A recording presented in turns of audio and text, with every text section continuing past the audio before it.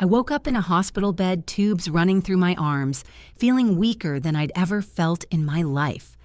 The nurse was explaining something about blood loss, but all I could focus on was my daughter Emma standing in the corner, clutching a thick envelope of cash. When I asked her what happened, she looked me dead in the eye and said, "Don't worry about it, Mom. I handled everything." It wasn't until 3 days later that I discovered the truth.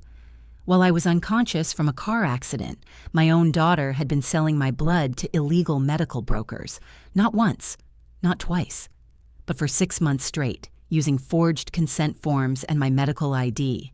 She'd made over $40,000 from my body while I fought for my life. I thought I'd raised her better than this, but let me start from the beginning.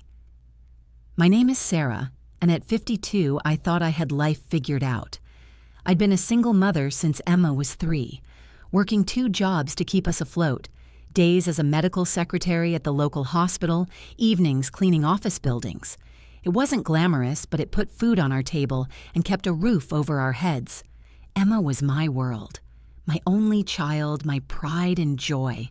I'd sacrificed everything for her. Vacations I never took, clothes I never bought, dates I never went on. When she got accepted to State University, I took out a second mortgage on our little house to pay for her tuition. When she wanted to study abroad junior year, I sold my grandmother's wedding ring to make it happen. I wasn't perfect, but I tried to give her everything I never had growing up. Maybe that was my mistake. Emma graduated with a business degree and came back home to figure things out. That was 2 years ago. At 24, she was still living in her childhood bedroom, still eating food I bought, still using the car I paid insurance on. But she was my daughter, and I believed in supporting family. I worked at Mercy General Hospital, so I knew the value of blood donations. I'd been a regular donor for 15 years. O negative, universal donor, always in demand. The hospital staff knew me by name. "There's our lifesaver," they'd joke when I walked into the donation center every 8 weeks like clockwork. What I didn't know was that my medical access card, the one I used for employee discounts and quick lab work, could also authorize blood draws. What I definitely didn't know was that Emma had been watching me use it for years, memorizing my PIN, learning the system. She was always smart, my Emma. Top of her class, sharp as a tack, could talk her way out of anything. I was so proud of her intelligence. I used to brag to the other mothers about how clever she was, how she'd figure out solutions to problems that stumped adults. I just never imagined she'd use that intelligence against me. The accident happened on a rainy Tuesday in October. A drunk driver ran a red light and T-boned my Honda Civic on my way home from work. The last thing I remember was the screech of brakes and the taste of blood in my mouth. When I came home from the hospital 3 weeks later, things felt different. Emma was suddenly very attentive, almost guilty in how she hovered around me. She'd make me tea, fluff my pillows, insist I rest while she handled everything. At first, I was grateful. My daughter was finally stepping up, taking care of her mother for once. But then I started noticing things. The first red flag was money. Emma, who'd been asking for $20 for gas just a month before, suddenly had cash to burn. She bought new clothes, expensive makeup, got her nails done professionally. When I asked where the money came from, she said she'd found a freelance consulting gig online. What kind of consulting? I pressed, still weak and confined to bed rest. Just business stuff, Mom. Helping small companies with their marketing. You wouldn't understand. It's all digital now. The dismissive tone stung, but I let it slide. I was proud she was finally earning money. The second incident happened when I tried to donate blood 6 weeks after my accident. I was still recovering, but my levels had improved enough that I wanted to give back to the hospital that had saved my life. The phlebotomist, Janet, looked confused when she pulled up my records. "Sarah, honey, it says here you donated just 2 weeks ago. We can't take blood from you for another 6 weeks. My stomach dropped. That's impossible. I've been bedridden for a month. Janet frowned at her computer screen. It shows Emma Thompson authorized the draw using your medical card. She's listed as your healthcare proxy. Oh wait, that's your daughter, right? She must have donated on your behalf for some kind of medical testing." I drove home in a daze. When I confronted Emma, she barely looked up from her phone. "Oh yeah, I forgot to mention. The hospital needed to run some follow-up tests on your blood work. They said I could authorize it since I have power of attorney for your medical stuff." "Emma, I never gave you power of attorney." She finally looked at me, and for just a moment I saw something cold in her eyes. "Mom, you were unconscious for 2 weeks. Someone had to make decisions. I handled it." The third incident was the phone call. I was napping when Emma's phone rang in the kitchen. She wasn't home, so I answered it, thinking it might be important. "Emma?" "This is Marcus from BioFlow Solutions. We've got another buyer lined up for next week. Same rate as before. $2,000 for a pint, $4,000 for 2 pints. Can your source handle another double draw?" My blood turned to ice. "I'm sorry, what?" There was a pause. "Who is this?" "This is Emma's mother. What source are you talking about?" The line went dead. When Emma came home that evening, I was waiting at the kitchen table with her phone in my hands. "Emma, we need to talk." She saw the phone and her face went pale. "Mom, I can explain." "Explain what? That you've been selling my blood to black market dealers while I was recovering from a car accident?" She collapsed into the chair across from me, and for a moment she looked like the little girl who used to crawl into my bed during thunderstorms. "I was desperate, Mom. I had debts, credit cards maxed out, student loans breathing down my neck. I saw an opportunity and I took it." "An opportunity? Emma, you forged medical documents. You violated my body while I was unconscious. Do you understand how sick that is?" Tears started rolling down her cheeks. "You don't understand the pressure I'm under. Everyone my age is buying houses, getting married, starting careers. I'm living in my childhood bedroom like a loser. I needed money to get my life started." "So you decided to literally bleed me dry?" "It's not like that. Blood replenishes itself. You're O negative. You're helping people anyway. I just found a way to make it profitable." The casual way she said it, like my body was just another resource she could exploit, made my hands shake with rage. "How many times, Emma?" She looked down. "What? How many times did you sell my blood while I was unconscious?" I don't remember exactly." "How many times?" "Twice a week for 6 months," she whispered. I did the math in my head. 48 times. They drained my blood 48 times while I was fighting for my life in a hospital bed. No wonder my recovery had been so slow. No wonder I'd felt weak for months after the accident. That night, I lay in bed staring at the ceiling, my mind racing. The daughter I'd sacrificed everything for had literally been draining my blood for profit. The metaphor was so perfect it would have been funny if it wasn't destroying my heart. But as the shock wore off, something else crept in. Anger. Pure, white-hot rage. I'd spent 21 years putting Emma first. 21 years working myself to the bone, denying myself basic comforts, taking on debt I couldn't afford, all so she could have opportunities I never had. And this was how she repaid me? By treating my unconscious body like her personal ATM? The next morning, I called in sick to work and drove to the public library. I needed to understand exactly what Emma had done, and more importantly, what I could do about it. What I discovered made my blood run cold. No pun intended. Medical identity theft is a federal crime. Forgery of medical documents carries a sentence of up to 5 years in prison. Unauthorized sale of human biological material can result in felony charges. But here's the thing that really caught my attention: the financial penalties. According to federal law, victims of medical identity theft can sue for treble damages, 3 times the actual harm caused. They can also recover all profits made from the illegal activity, plus punitive damages, plus attorney fees. I sat in that library for 4 hours, taking notes, printing articles, building a case. Emma thought she was so smart, but she'd left a paper trail a mile wide. Bank deposits, text messages, email confirmations.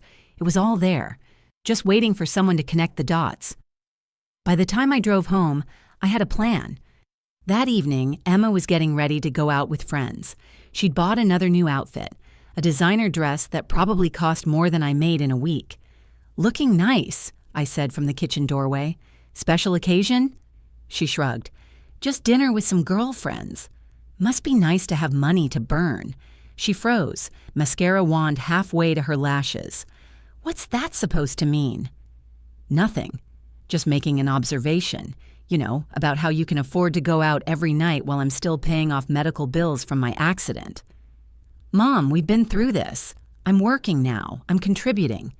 "Contributing?" I let the word hang in the air. "Is that what we're calling it?" She turned to face me fully. "If you have something to say, just say it." "I went to the library today, did some research, very educational." Her face went white. "Did you know that medical identity theft is a federal crime, Emma? Did you know that the profits from biological material theft can be seized by the government? Did you know that victims can sue for 3 times the damages?" She set down the mascara with shaking hands. "Mom, I also learned something interesting about the statute of limitations. Turns out the clock doesn't start ticking until the victim discovers the crime. Since I just found out 3 days ago, we've got plenty of time to pursue this." "You wouldn't." I looked at my daughter, this stranger who shared my DNA but apparently none of my values, and felt something shift inside me. The unconditional love, the protective instinct, the willingness to sacrifice everything for her happiness. It didn't disappear exactly, but it transformed into something harder, colder. "You're right," I said quietly. "The old me wouldn't. The mother who worked 2 jobs and sold her grandmother's ring and took out a second mortgage. She would have forgiven you. She would have found a way to justify what you did." Emma's shoulders relaxed slightly. "But that woman died in the hospital bed while her daughter was bleeding her dry. What's standing here now? She's someone completely different." The next Monday morning, I did something I'd never done in 15 years of employment. I called in sick when I wasn't actually sick. Instead, I drove downtown to the offices of Martinez and Associates, the law firm that had been advertising on local radio about medical malpractice and identity theft cases. Patricia Martinez was a sharp-eyed woman in her 40s who listened to my story without interruption. When I finished, she leaned back in her chair. "Mrs. Thompson, I have to ask, are you sure you want to pursue this? This is your daughter we're talking about." "I'm sure."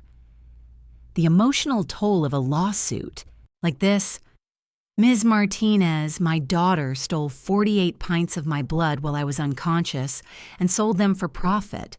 The emotional toll has already been paid." She nodded slowly. "Fair enough. Let's talk about what we can recover." The numbers were staggering. Emma had made approximately $40,000 from selling my blood, but the actual value of the medical material, considering the premium rates charged by legitimate blood banks for O-negative blood, was closer to $90,000. Under federal law, I could sue for treble damages on the $90,000, plus the return of Emma's $40,000 in profits, plus punitive damages. We're looking at a potential settlement or judgment in the range of $300,000 to $400,000, Patricia explained, plus attorney fees, which the defendant would be responsible for. I signed the retainer agreement that afternoon. The lawsuit was filed on Wednesday. Emma was served at our house on Friday evening, just as she was getting ready for another night out with friends. I watched from the kitchen window as the process server handed her the legal documents. She came storming into the house 5 minutes later, papers crumpled in her fist. "Are you insane?" she screamed. "You're suing me? Your own daughter?" I was sitting at the kitchen table, calmly eating dinner. "Yes." "For what?" "Some stupid blood donations? Medical identity theft, fraud, forgery, theft of biological material, and conversion of stolen property. Those are the main charges anyway. There are a few others." She stared at me like I'd grown a second head. "Mom, this is crazy. We can work this out. I'll pay you back." "With what money, Emma?" "You've spent it all. I'll get a job, a real job. I'll work double shifts. You'll do whatever the court orders you to do." She slumped into the chair across from me, the same chair where she'd confessed her crimes just a week earlier. "I can't believe you're doing this to me. I can't believe you did what you did to me, but here we are. This will ruin my life. Do you understand that? A federal conviction means I can never work in healthcare, banking, finance, anywhere that requires a background check." I took a bite of my meatloaf, chewed slowly, swallowed. "Then you should have thought of that before you decided to commit federal crimes. I'm your daughter. Yes, and I'm your mother, the mother you literally bled dry for profit." The discovery phase of the lawsuit was brutal for Emma. Patricia's investigators uncovered everything: bank records, text messages, emails with the illegal brokers, falsified medical documents. Emma had been sloppy, leaving digital footprints everywhere. The worst part was the medical records. The hospital had been tracking my blood draws, and the pattern was unmistakable. Every time I'd been too weak to visit, every time my recovery had stalled, it corresponded exactly with Emma's. Unauthorized blood sales. "Your Honor," Patricia argued during a preliminary hearing, "the defendant didn't just steal from her mother once or twice. She systematically exploited her mother's unconscious state, her medical access, and her trust to run what was essentially a long-term medical fraud operation." Emma's court-appointed attorney, she couldn't afford a private lawyer, tried to argue for leniency based on our family relationship. "Your Honor, this is a family matter that got out of hand. The defendant loves her mother and deeply regrets her actions." The judge wasn't buying it. "Counselor, love doesn't forge medical documents. Love doesn't sell someone's blood while they're fighting for their life in a hospital bed. This court sees no evidence of love in the defendant's actions, only calculated exploitation." 3 months after I filed the lawsuit, Emma came to me with a settlement offer. Emma's settlement offer was everything I'd asked for and more: full restitution, punitive damages, a formal apology, an agreement to seek counseling. But sitting across from her at Patricia's office, looking at my daughter's hollow, defeated expression, I realized something had fundamentally changed in me. I didn't want her money anymore. What I wanted was something far more valuable and infinitely harder to get: accountability. "I'll accept the settlement on 2 conditions," I told her. "First, you plead guilty to the criminal charges. No plea bargaining down to misdemeanors. You own what you did." Emma nodded, tears streaming down her face. "Second, you move out of my house. Today. Find your own place. Get your own job. Build your own life. No more depending on me for anything." "Mom, please. I'm not your mom anymore, Emma. I'm your victim, and victims don't owe their perpetrators a place to live." She moved out that afternoon. The criminal plea resulted in 2 years probation, community service, and restitution. I used the settlement money to pay off my medical bills and take the vacation I'd been putting off for 20 years. Do I miss her? Every day. Do I regret holding her accountable? Not for a second. Here's what I learned. Love without boundaries isn't love. It's enabling. I thought I was being a good mother by sacrificing everything for Emma, but what I was actually doing was teaching her that other people's needs, rights, and bodies were subordinate to her wants. Emma calls sometimes, usually on holidays. Our conversations are polite but distant. She's working as a waitress now, sharing an apartment with 3 roommates, struggling to rebuild her life. Part of me wants to help her, but I know that would just repeat the same destructive cycle. Sometimes the most loving thing you can do for someone is let them face the consequences of their choices, even when that someone is your child, even when it breaks your heart, especially then. Blood may be thicker than water, but it's not thicker than justice. And sometimes, justice is the most loving gift you can give.